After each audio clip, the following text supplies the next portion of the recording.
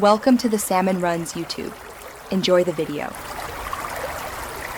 You start by making sure your iPhone is online and you're signed into your Apple ID because the App Store needs that access. Once done, open the App Store and search for the official Google app, then tap Get or the cloud icon to install. Make sure to grant the app permission for mic or location only if you plan to use voice search or local results. Otherwise, you can skip those. Now you have the app installed and ready for setup.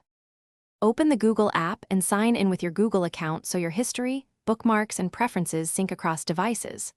Once signed in, go to the app settings to enable voice search and personalized results if you want faster, customized answers. This improves relevance but uses your activity data.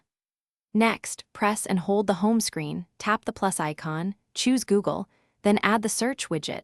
That gives you one-tap access to search from your home screen. To make Google your default on iPhone, open Settings, scroll to Safari, and set Search Engine to Google. This ensures Spotlight and Safari searches use Google.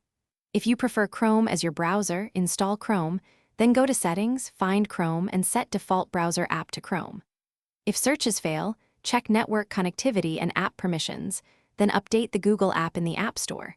Clearing the app cache or reinstalling the app resolves most stubborn issues. That final check keeps everything working smoothly.